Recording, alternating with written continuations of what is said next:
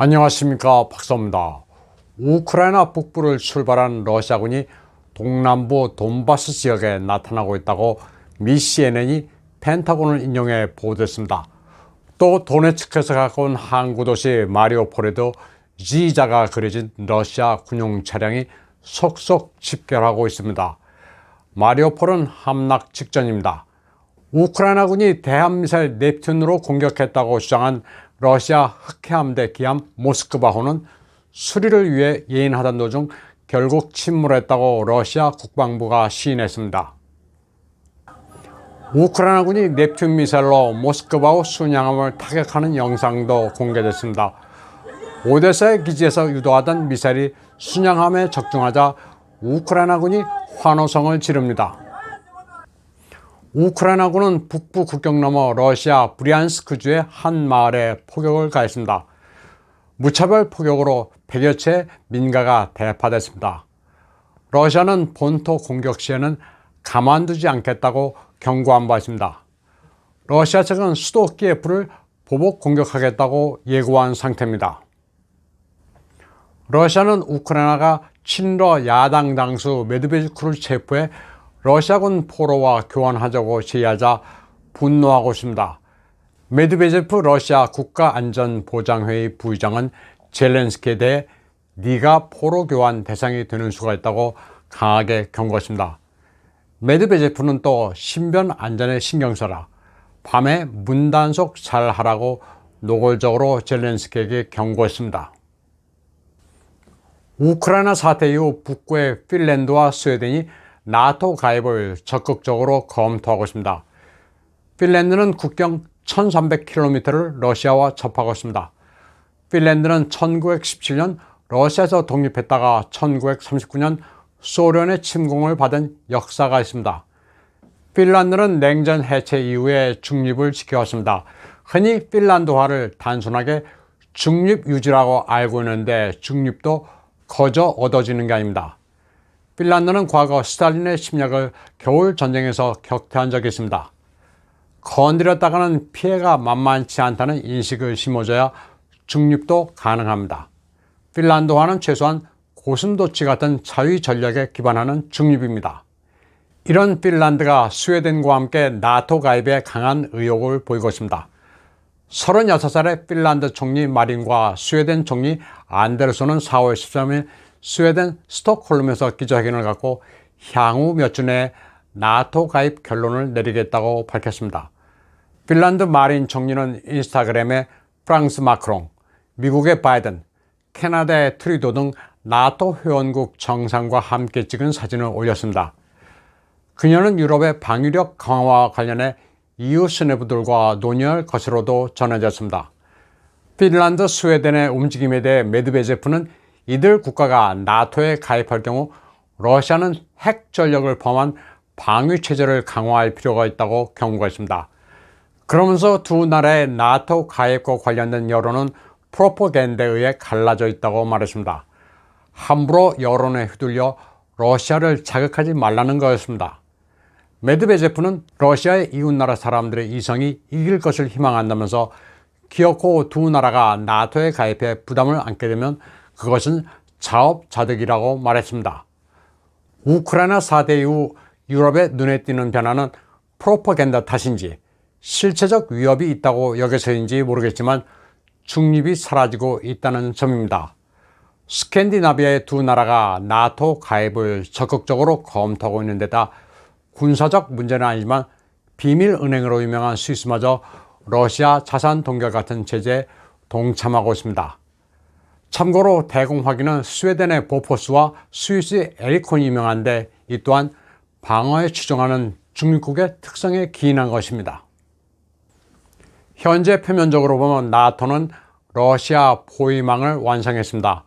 2017년 발칸 반도의 소국 몬테니그로까지 가입해 친러 국가인 세르비아까지 가뒀습니다. 여기에 핀란드, 스웨덴까지 나토에 가입하면 완벽한 그림으로 보입니다. 하지만 그게 그렇게 단순하지만은 않습니다. 유럽 대부분의 국가들이 정도의 차이가 있을 뿐 러시아의 천연가스, 원유에 덜미가 잡혔습니다. 최근에는 나토 회원국인 터키와 불가리아가 세르비아로 방공미사일을 운반하는 중공군 대형 수송기의 영공 통과를 허용했습니다.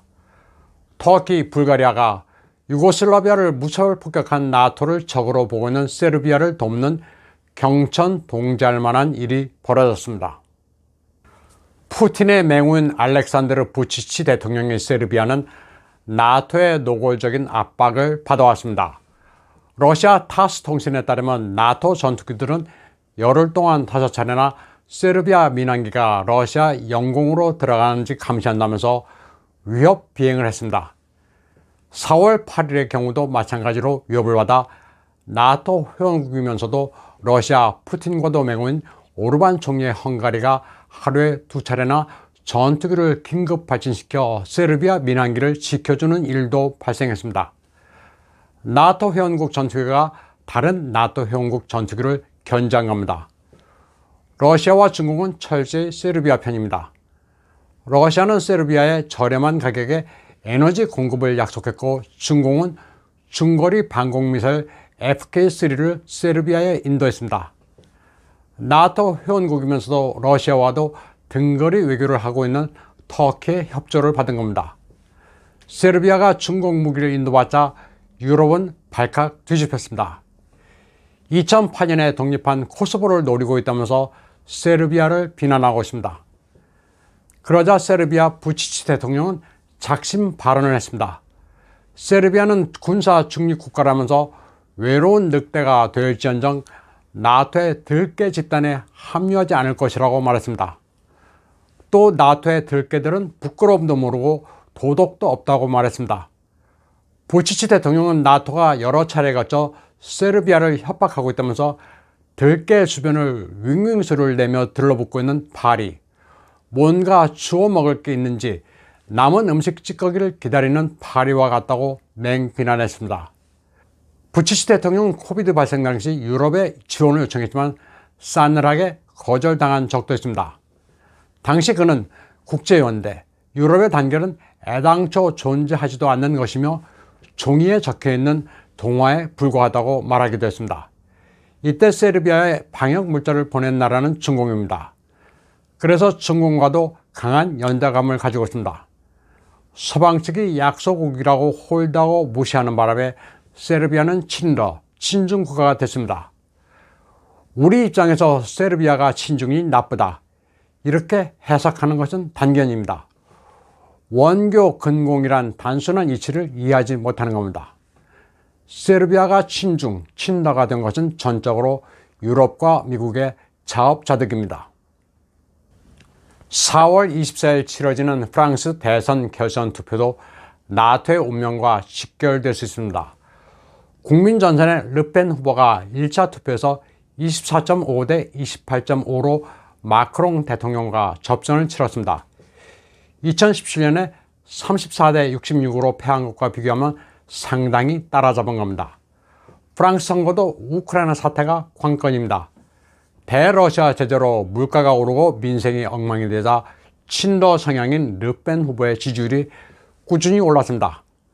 마크롱도 대러시아 강경 제재 입장에서 벗어나 중재역을 차지했던 것도 우크라이나 사태가 프랑스 경제에 미치는 영향 때문이었습니다. 마크롱은 지금 러시아와 우크라이나는 같은 민족이니 화해를 하라고 촉구하고 있습니다. 흔히 르펜을 극우라고 하는데 극도로 비정상적인 사회에서는 정상적 스펙트럼이 가장 오른쪽으로 밀리게 되어 있습니다. 그래서 극우지 무슨 폭력을 휘두른다든지 극단적이라 극우가 아닙니다. 르펜은 나토의 존재 이유 자체를 부정하는 입장을 2017년 BBC와의 인터뷰에서도 밝힌 적이 있습니다. 나토는 소련에 대항하기 위해 만들어진 건데 소련이 사라진 마당에 왜 있어야 하는지 모르겠다고 말했습니다. 그러면서 미국이 러시아와 인접하고 있는 나라를 무장시키면서 전쟁 위험을 높이고 있다고도 경고했습니다. 쓸데없이 러시아를 자극할 필요가 없다고도 말했습니다. 르펜은 유럽이 러시아에 피해를 끼쳤는지 아니면 그 반대인지를 반문해 봐야 한다고도 말했습니다. 그리고 푸틴이 러시아의 경제를 부흥시켜 국민의 인기도 높다고 평가했습니다. 더 뭐라 말할 나위가 없다고 했습니다. 또 러시아의 시리아 개입도 긍정적으로 평가했습니다.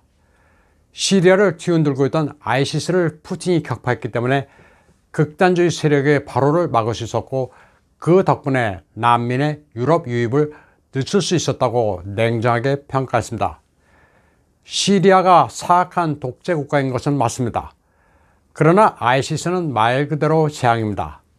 사람을 멋대로 참수하는 극단 테러 분자보다는 독재자가 상대적으로 선량한 겁니다. 국제정세도 이렇게 최악과 차악을 선택해야 하는 게 다반사입니다. 선과 악으로 단순하게 구분되지가 않습니다. 그러면서 독일의 메르켈은 전적으로 반대한다고도 했습니다. 메르켈의 경제, 통화, 난민 정책은 유럽에 해악만 끼쳤다고 말했습니다. 특히 150만의 난민 수용은 그야말로 유럽에 독을 풀어놓은 것이나 다름없다고 호되게 비판했습니다. 르펜의 세계관은 대체로 트럼프와 일치합니다. 이민자를 받아들여 자국민을 희생시킬 필요가 없고, 대외적으로는 러시아와 친하게 지내고 중공을 고립시켜야 한다는 입장입니다. 르펜은 24일 결선 투표를 앞두고 어떻게든 표를 모아야 하기 때문에 강경 입장은 다소 누그러뜨렸습니다. 나토와 러시아가 더 서로에게 다가가야 하고, 프랑스의 EU 탈퇴, 브렉시트는 없을 거라고 했습니다. 너무 극단적으로 가다가는 득표에 마이너스가 된다는 계산 때문입니다. 그러나 미국은 기본적으로 르펜이 만약 당선될 경우 나토의 재앙으로 보고 있습니다.